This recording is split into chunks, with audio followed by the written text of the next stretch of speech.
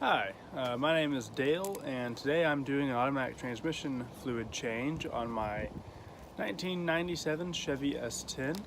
Um, it's got an issue at the moment where I'm pretty sure that it's going to need a new torque converter. But I'm going to drain what's in the pan and change the filter and put in another 5 or so quarts of ATF and see if we can kind of cure up some of the problem that we're having. The symptoms of this problem are upon acceleration, it's pretty slow when you're accelerating, and when you get towards the end of the gear, whatever gear you're in, whether it's first, second, third, or so on. I think there's only 4 in this vehicle. I've had it for just a few days, so please forgive my lack of knowledge here. But when you get towards the end of whatever gear you're in, it's almost as if in a manual transmission you like pushed in the clutch and didn't let off the gas. So it's sort of like there's just this disconnection between your RPMs and your actual speed, which leads me to believe transmission, because that's what it does. It translates RPMs into miles per hour. So that's what we're working on today. This is my first video ever doing any sort of automotive procedures or anything like that. I'm a huge BMW guy. I've got a couple of BMW E30s. I've had E36, 2002 Tii, Mercedes. I've had a good few cars, Volvo, lots of European stuff. This is actually my first American vehicle, and it's a 97 Chevy S10. So let's dive into this project. All right, so some of the tools that I'm using for this project, and this may not be everything, but if there's something that I do find that I have to go get, I will let you guys know. We have a creeper from Harbor Freight, which is too tall for me to get under this S10. But it'll be good for putting tools on and pushing them up and pulling them closer to me while I'm doing this. I've got a funnel. I've got transmission fluid. I've got Craftsman and Snap-on sockets, wrench or extension. I've got a Snap-on drill to make this go just a little bit faster. A automatic transmission filter from my local parts store. And I've got catch pans as to not make a horrible mess in the driveway. So when you crawl up under the vehicle here, and man, I wish I had a lift. A lift would be so great right now. But you see these 13mm bolts right here. There's a few up behind here. They go all the way around there. And if I'm correct, I'm just going to remove all of those and try to gingerly pour this fluid out into the pan. That ought to be it.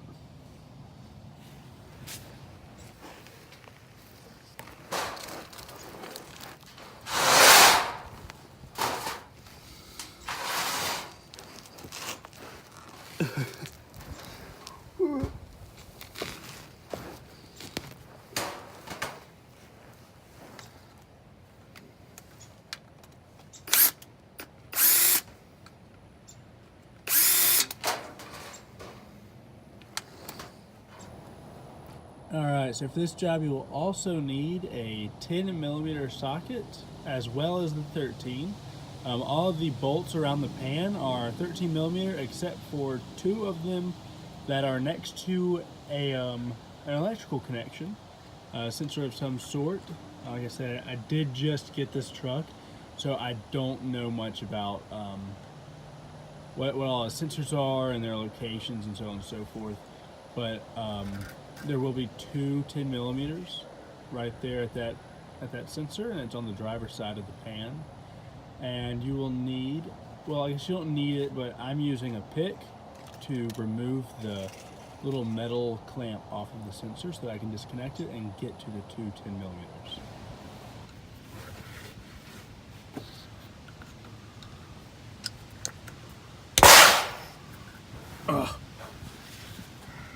Okay. So this is a difficult.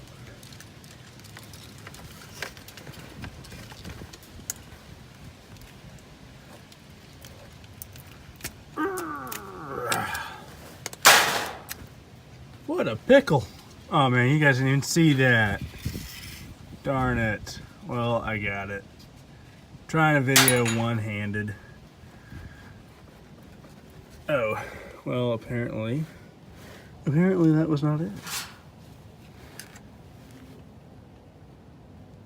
Is this not the only sensor? Or the only clamp? Dang, come on.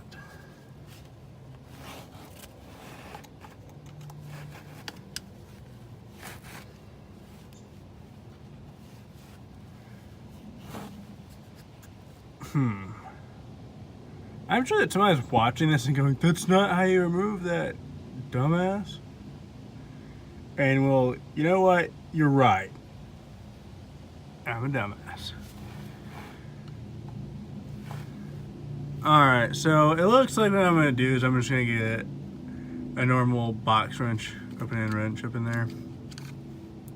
And this whole metal assembly will come down. So yeah, if I can just get right up in there, I can use the socket on that one, and this whole thing will fall. Alright. Well, we all mess up, right? Like I said, I really don't know what I'm doing on this vehicle. If this is a BMW, it should be going a lot more smoothly. Alright, so as I said previously, I am just going to use this 10mm in order to get to that one sneaky little bolt. I don't really want to fool with that sensor. I think that this is going to be the easier way of doing it. Well, maybe not the easiest, but this is just the way that I'm going to do it. I don't really want to fool with that thing. I don't know how brittle they are. I would hate to break that and need to buy another one just for the simple automatic transmission fluid change that I'm not even sure is going to make a difference here. So here we go. All right, so as you can see, I've got the pan off, and there's the old filter. I have not changed the filter yet. And here's the pan. Here's all my catch stuff, and there's a mess on my driveway. It was kind of violent the way that it came down, especially with all of this red transmission fluid. It looked pretty crazy. But I removed all of the bolts and it was stuck. It wouldn't come off. I did not expect that to happen. But with the use of a little pry bar, I wedged it up in a corner of it, and it just, fell really quickly, made a big splash. You can see it's on the exhaust over there. Really made quite a mess. However, this transmission fluid looks great. That's probably not good for my cause. I was really hoping that by changing out this I was really hoping that transmission fluid would be bad. I was hoping that it would look horrible and I would change it and the truck would just drive tons better, but it doesn't look like that's going to be the case. However, at least I have peace of mind of the last time the fluid was changed. Alright, so here is the pan with the new gasket, and as you can see, I got it pretty clean. Of course, want to make sure that there's no debris in your oil pan, or I had it pulled out sitting in my driveway. I wanted to make sure that there wasn't a bug in the bottom of it, or just something, a leaf or anything like that. But it's all cleaned up. It looks nice. There's the gasket. So now we'll just reinstall the way that you, opposite of the way that you take it off. All right, and the pan is reinstalled. As I said before, just put it back on, opposite of removal.